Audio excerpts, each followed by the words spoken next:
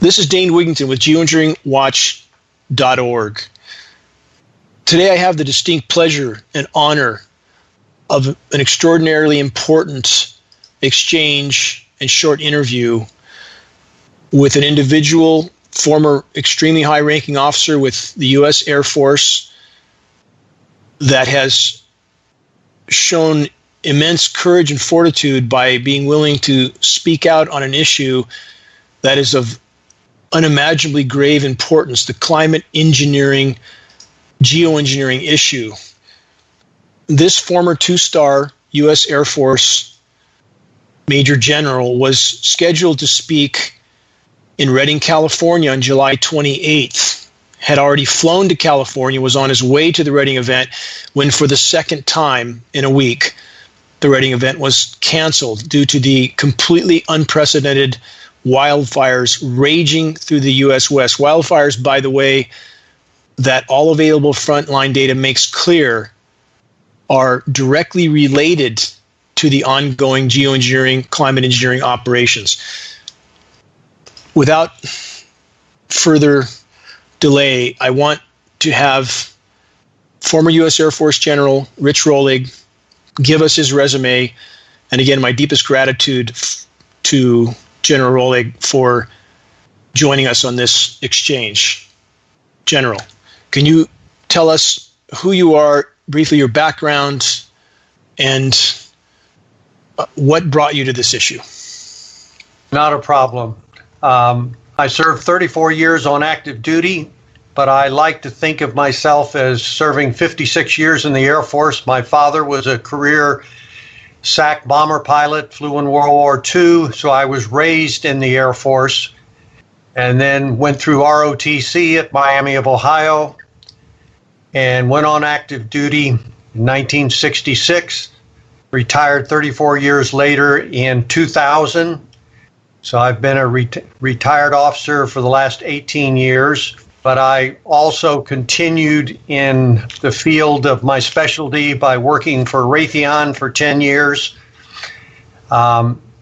Main career path for me was an acquisition. That's developing research and development of new weapon systems.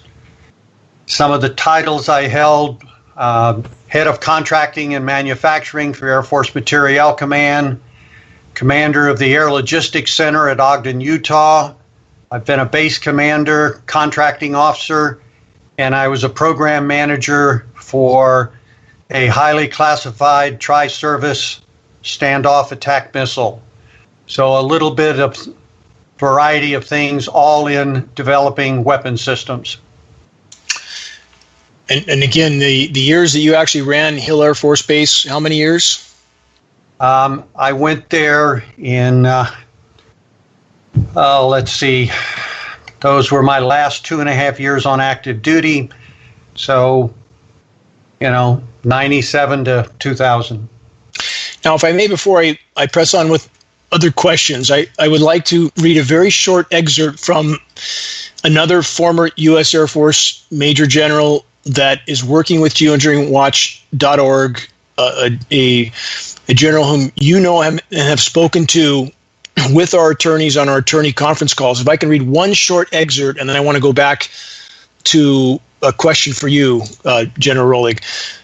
In the book, Geoengineering, A Chronicle of Indictment, former U.S. Air Force General Charles Jones, who is also a U.S. Air Force tactical weather reconnaissance pilot, makes the following shocking statements on the record. Quote, this is from General Jones.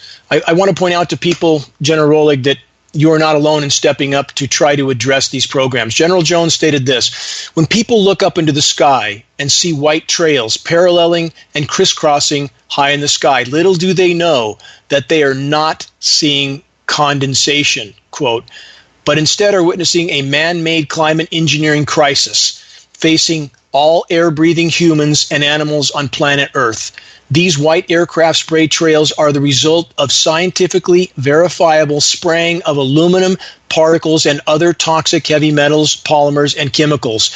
These toxic atmospheric aerosols are used to alter weather patterns, creating droughts in some regions and deluges and floods in other locations. Even extreme cold can be created by climate engineering under other conditions.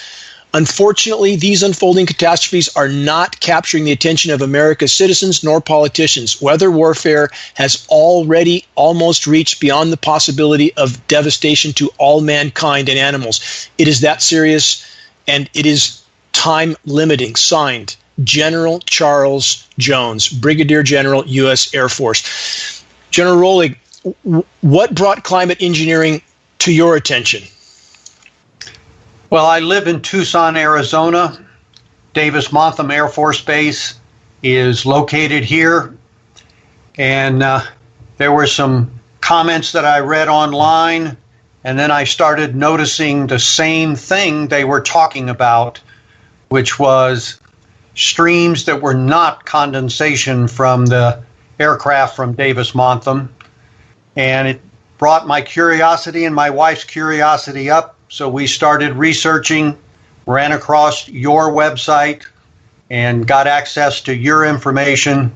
So it was from just a personal concern in the local area where we reside. Now, given that you've put such a major portion of your life into the service of this country, you've given a huge portion of your life to the service of this country, what did you feel when you learned about the geoengineering issue? What do you feel now about that issue? Why and who? The transparency that you would expect on something like this, to a certain extent, is not there. And that concerns me. Now, I have to also state that I firmly believe there are reasons why some operations should not be made open to the public. If climate engineering is being used in any capacity as a quote-unquote weapon system for a potential use, then I do believe that should remain classified. But those are specific programs. But if it's being used and it looks like, at least in our skies, I can see those trails and they're coming down, it caused me concern that there was no acknowledgement of what exactly was happening and the potential impact to the population. Now, I will elaborate more on the historical documentation of the weapons use in a moment. On this particular theme, though, the top U.S. military commanders have repeatedly stated on the record that the greatest threat to U.S. national security, to U.S. military security, is climate change, is the imploding climate and biosphere. Given this acknowledgement, again, from top U.S. military leaders, should we, the U.S. population, believe that our government and the U.S. military would ask our permission before deploying global climate intervention operations, including over the continental U.S. and U.S. civilians? Should we believe they would ask our permission before deploying? Not necessarily. Without knowing the specifics, I can't give you a definitive answer. But the fact is, do you believe that there is research and development going on with weather as potential weapon systems? Now, if any weapon system impacts the community that it's being developed in or tested in, then yes, there needs to be some acknowledgement. As an example, in the Nevada area, when they were doing testing of nuclear weapons, that had to be acknowledged to the population. I mean, that's a strong example, but the point is, what acknowledgement are they doing now to make sure that as they're testing and developing, there's not a byproduct that's impacting the population? Well, certainly that's a very rational guideline that we would hope they would follow, but if I could, I don't know that I see any precedence that would be followed, in that the nuclear testing done in the continental U.S. was not disclosed till after that testing was done. We now have peer-reviewed study to prove that unfortunately that nuclear testing that was for the further development of nuclear weapons was responsible for the deaths of 450,000 U.S. civilians. We have peer-reviewed study to prove this from the toxic fallout, the nuclear fallout. So that's something that almost no Americans know or understand, that nuclear testing, and this done in our country, killed that many U.S. civilians as a direct result of that testing.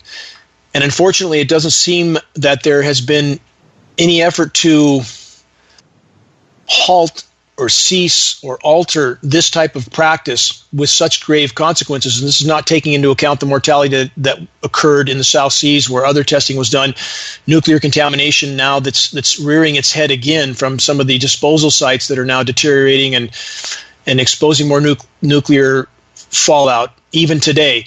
Moving on, and this is directly related to climate engineering, so bear with me. I'm not going off course here. I'm weaving this into climate engineering. 9/11 was inarguably a new Pearl Harbor event in regard to the effect it had on the U.S. population. This event, more than any other, galvanized unquestioning public support for not just U.S. public, but globally, for military intervention in the Middle East and elsewhere. Have you seen the on-film testimony of General Wesley Clark stating he was given a list of the Middle Eastern countries that would be targeted after 9/11. He was given that list 1 week after 9/11. Have you seen General Wesley Clark's testimony about that list? Yes. With that in mind, what are your thoughts about the fact that every one of these targeted countries has been subjected to a once-in-1,000-year drought since that time? The precipitation reduction in these countries has been so severe that it has actually destabilized these countries. And if I could finish with this and then get your thoughts. Have you seen also the reports from military leaders of some of these countries, most recently Iran, that have accused Western militaries of cutting off their precipitation with climate engineering operations? What are your thoughts on this scenario and these accusations? It would be easy to say you draw the natural conclusion that since we made the statement by a U.S. citizen, senior officer, that we're responsible. But without proof, I will not take that statement. No, not asking you to acknowledge and confirm that, of course. I'm just curious of your feelings about that accusation being made. Have you seen the film of Security Advisor John Bolton, current advisor to the current administration, stating on film and on the record that we will be in Tehran by 2019. He's just recently made this statement, a very provocative statement, but have you seen that particular statement by Mr. Bolton? No, I've read it, but I have not seen it. So I just wanted to point that out, that we certainly, mathematically speaking, and we'll leave this subject at this, the mathematical likelihood of every one of these countries being subjected to a once in 1,000 year drought is certainly a statistical zero without some form of climate intervention. And I just want to point that out for the record. Have you seen the U.S. military document owning the weather by 2025? Not sure if... No, I have not. This is something that, again, people can look up and investigate on their own, but it's a stated purpose of the benefit of weather as a, quote, force multiplier in conflict. And people ask us, and I want to get your thoughts on this, General Roehlig. People ask us at geoengineeringwatch.org, why would the U.S. military want to control the weather? And certainly people who ask this have never seen, for example, which I believe you have seen, General Roehlig, the film footage and audio of then Vice President Lyndon Johnson in 1962 raving like a lunatic, stating that we had the power to control the weather then, over half a century ago, and that he who controls the weather controls the world. You've seen this video, I think, correct? Correct. I would ask this then, given that long history, that acknowledgement, and for those who ask us why would the military want to control the weather, why wouldn't the military want to use the weather as a weapon? And I'm not focusing on just our military. Let me state that clearly for the record. Not doing that at all. We absolutely know Chinese military, Russian military, and others have long since been engaged in climate engineering, geoengineering programs. So I'm not focusing on just our military. I don't want to paint that picture. But when history proves, in fact, that weather warfare has been used, such as Project Popeye in Vietnam, wouldn't it be logical to assume that our military as well would want to use weather as a weapon? Absolutely. And given that the statement of the U.S. military on the record that climate change is the greatest national security threat, would it not be a logical assumption? And again, I'm not asking you to confirm this. I know you can't. But given that statement, again, by top U.S. military brass, wouldn't it seem logical for them to intervene in climate engineering operations if they felt it was a national security, if the imploding climate was a national security threat? The answer is yes. So, given that, many people choose, your perspective on this is very important. Many people choose to believe that there would be countless military whistleblowers lining up to sound the alarm on climate engineering if it was actually going on. What are your thoughts on this narrative? What's the fact of the matter in regard to people's notion that, again, there would be countless whistleblowers lining up to tell their story in this issue if it was going on? What's the true underlying factors in regard to such a conclusion? Programs of that nature, in my mind, would be classified. Not going into what level, whether confidential, secret, or top secret, or even SCI, which is special compartmentalized. If some program is classified, why would you expect people that have a clearance on that program to step forward when they're going to impact their livelihood, their career, and their possible jail sentence that would go along with a release of classified information? And these are people dedicated to the service of their country. So I don't expect people to step forward. It would be very unusual to have people cleared on those programs to readily step forward outside of their clearance.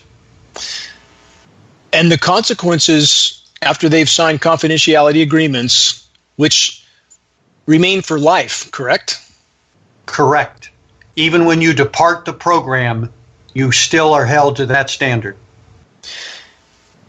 And the consequences, depending on the scenario, can be quite grave. Is that correct? Extremely. I mean, you're talking career ending and imprisonment in some cases. So that's a very serious situation. And given the fact that we know the ability for surveillance to occur on every level, would you say that it's correct to conclude that now more than ever before, if anybody that was part of these programs attempted to communicate, speak out about this issue, that would be incredibly risky, to say the least, that would be discovered quite readily if it reached any sort of level of notoriety, that would be discovered and used against them quite readily, correct? Correct. Now, General Rolig, you've participated in conference calls with our legal alliance, our attorneys, our legal alliance to stop geoengineering. And you've given us input on how to more effectively craft our FOIAs, our Freedom of Information Act requests, which we are finally getting some response from NOAA, the National Oceanic and Atmospheric Administration, because we had to sue their overseeing agency of the Department of Commerce. Unfortunate that we had to do that in order to get information that we were legally entitled to. In your opinion, what hurdles do our attorneys face in regard to their attempts to actually acquire relevant information on the climate engineering issue? What hurdles do they face? Well, the first one is that information classified? Then the answer, point blank, is you're not going to get a copy. So, And that, go ahead. I'm sorry, go ahead. yeah, then there is a set process to go through review to redact if anything is required before they release any Freedom of Information material. So it's not like in 1 or 2 days you're going to get a flat answer. It's going to take a little bit. But I think the biggest obstacle, as I said at the beginning, is the fact that it's classified and no one's going to get access to it. And that's indeed the bottom line. And thank you for making that clear. You worked for Raytheon for 10 years after you retired from the military. During that entire time, did you ever hear about or see any information about climate engineering? And certainly I'm not asking you to disclose any classified information, which of course I know you can't. I'm only asking about unclassified discussion or reports that would have in any way brought the climate engineering, geoengineering issue to your attention. No, nothing at all. Now, on that theme, can you elaborate for us? Can you tell us about the standard compartmentalization process in the U.S. military? You mean a compartmentally classified material?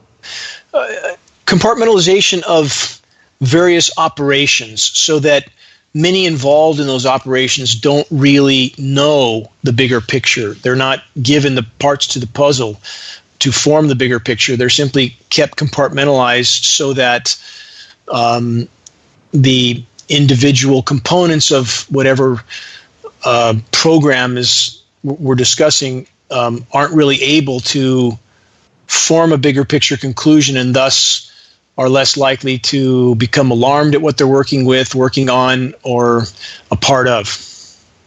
Well, you first start out at the higher headquarters level with program direction and funding.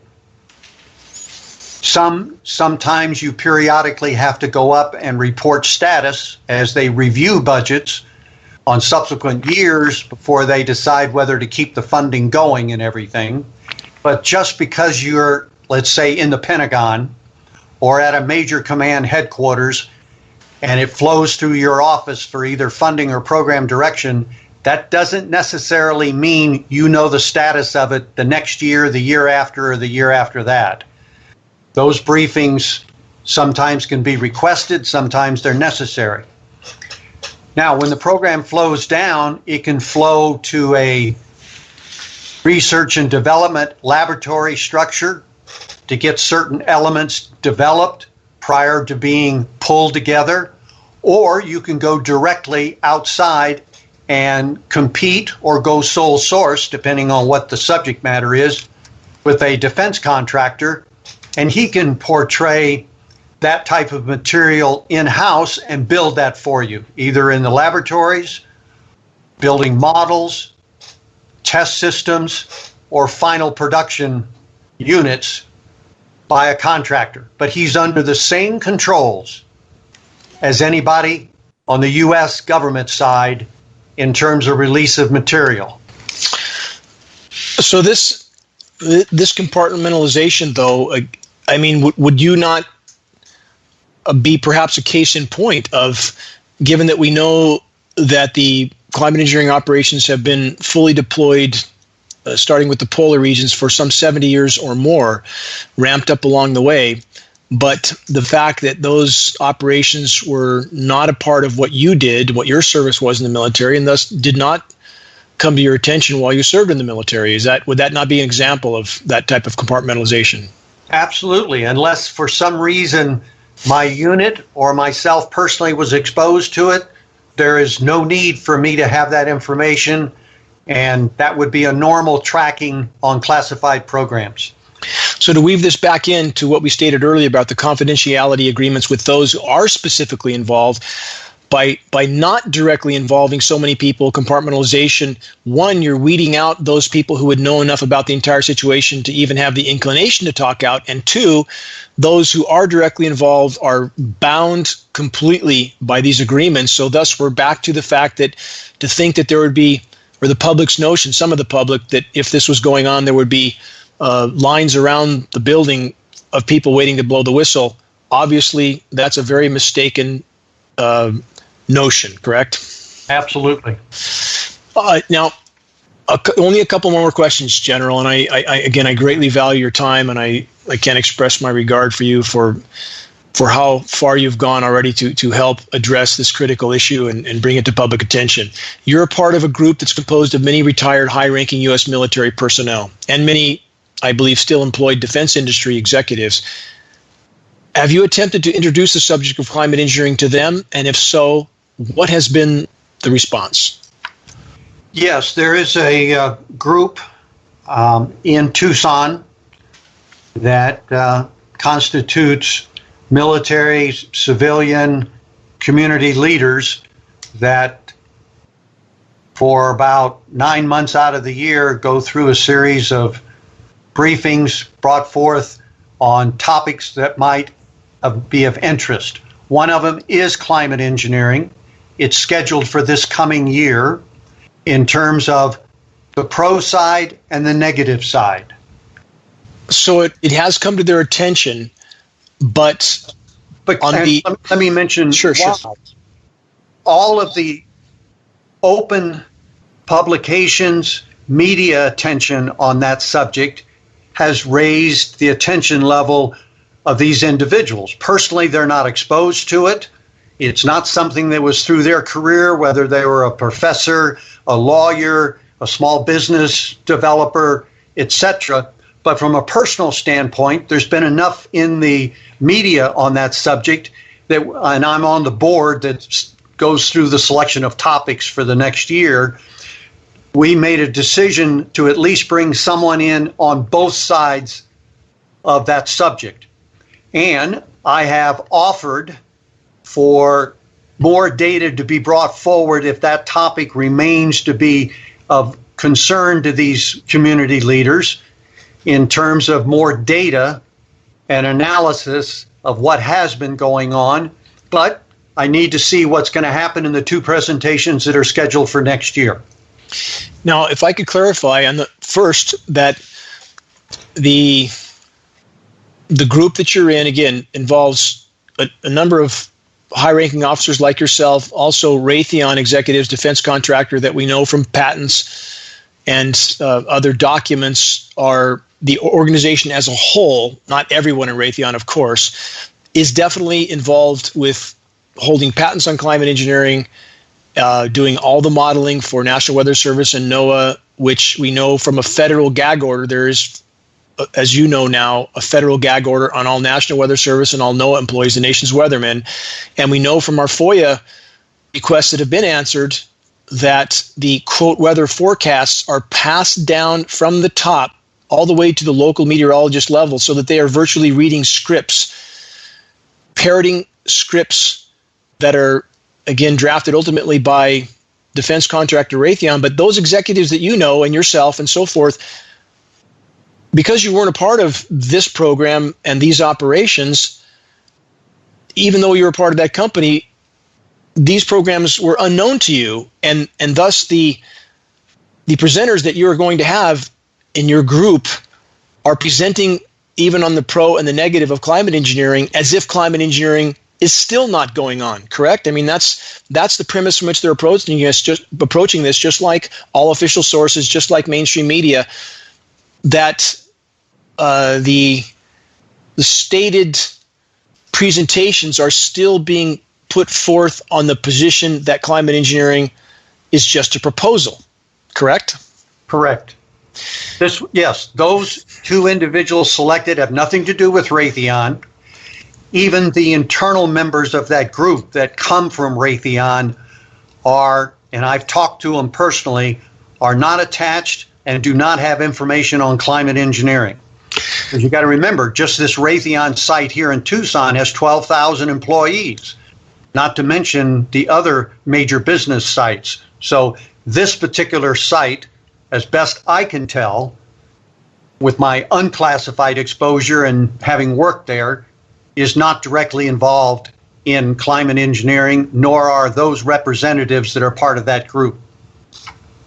But would you say, in your estimation, though, if an employee from that huge firm, and again, we all know what a major part of the U.S. employment, economic activity, and dependence on the defense industry is, the private defense contractors are a huge part of the economy in our country. If people that worked at that Raytheon facility, even if not involved, even if that facility is not involved, if anyone took an interest in this issue and brought it up or tried to bring it to light that's currently employed, wouldn't that be a very bad career decision for them?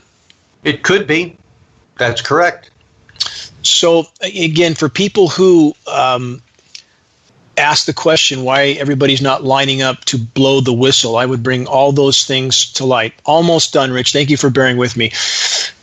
In your estimation, General Rolig, would you say that the majority of the former military personnel and defense industry executives that you know believe that they personally believe that any activity the U.S. military and defense industry is involved with would necessarily be for the good of the American population? In summary, would you say that the majority, or perhaps even the whole, of the military officers and defense industry executives you know would conclude that our government and the U.S. military would never engage in any activity that would ever harm innocent U.S. civilians? Would you say that that's their blanket assumption, or are they, giving the amount of information we now have access to, do they question that narrative? That's okay. This is a personal view. I understand.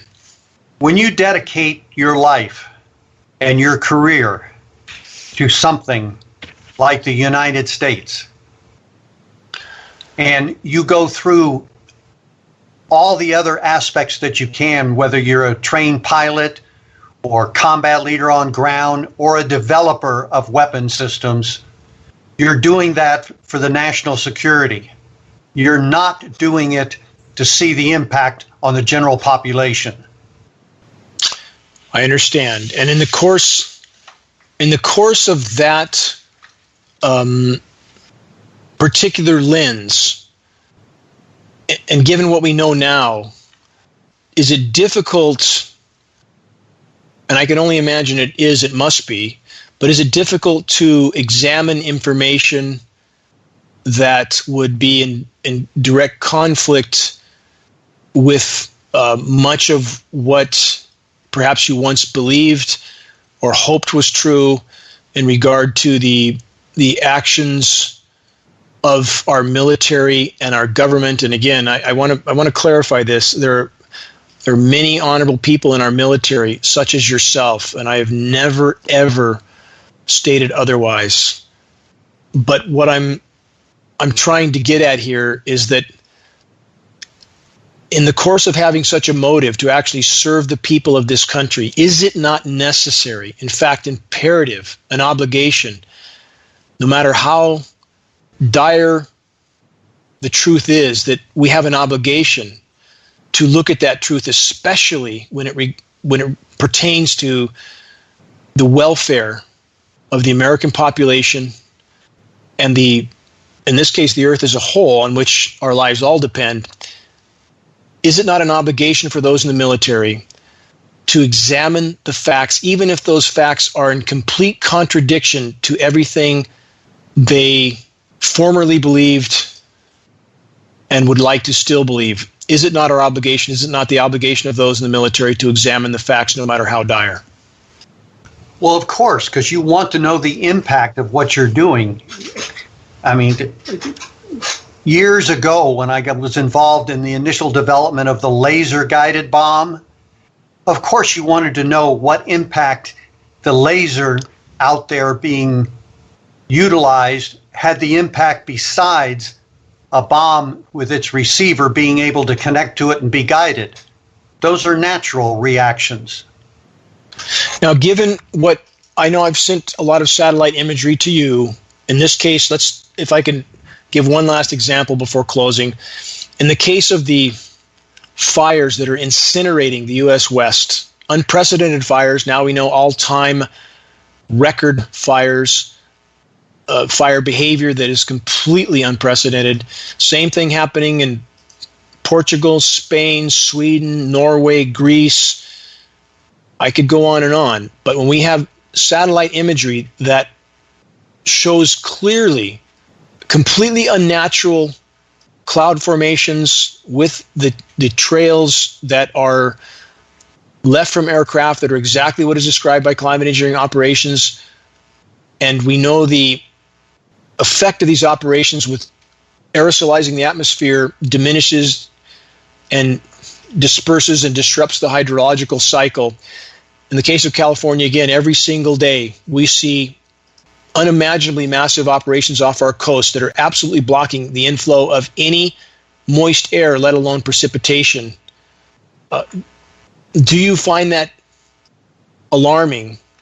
And do you believe that it is imperative that we force this issue to the light of day, force investigation, force discussion, force dialogue, again, force disclosure? Do you believe that that is a great imperative at this point? Absolutely. We need to know who and why, and depending on the impact, how to adjust it. Or, in fact, if all available data indicates that there is no benevolence in these programs, that perhaps some very bad advice has been given to top people in the U.S. military about these programs, not just our military, by the way, others around the world, other governments as well, not singling out our own. But in bringing this issue to light, and if the data indicates, and I would argue it absolutely does indicate, there is no benevolence in these programs, the interference with Earth's life support systems, then after disclosure, I personally believe that the only way we can stop these programs, the only way, is to wake up enough of the U.S. military so that they understand what they're a part of, so that they understand that the advice being given by scientists with a vested interest in propagating these programs are exposed for that deception, and thus we might have a chance of exposing and halting these programs. In closing, do you intend to continue your investigation of this issue and your attempt to bring this issue to light? Absolutely. General Rolig, all available frontline data makes clear the Earth's climate systems and countless ecosystems, both terrestrial and aquatic, are unraveling by the day. All available frontline data indicates climate engineering is further fueling the unraveling of Earth's life support systems. Just for the record, to confirm that we are in agreement that we need to get this data out in the open, into public discussion, into environmental impact review, so that we can examine what's happening, what the effects are, and what the rational course of action would be from this point in regard to these programs that have not been disclosed. Would you say that that's a reasonable course of action for us all to focus on the disclosure of these programs? Absolutely. Get the data out there, the impacts, so they can be modified, canceled, whatever's required to take into consideration the impact of that or any other program on the population and the ability for this world to be maintained. Thank you. For me personally, I want to express my deepest gratitude to you and to General Jones for your courage, your willingness to step forward. And I hope, I pray that your courage will inspire others in the military, others in the defense industry, of which we know there are many honorable people who are serving with honorable motives, but we know that motives alone are not enough. That facts, data, effects, consequences must also be examined and considered. So in closing again, General Rolig, I wish to express my deepest gratitude to you. We will continue to involve you with our attorney conference calls, our ongoing legal effort. And from geoengineeringwatch.org, I wish to express again my deepest gratitude to you, sir. Thank you.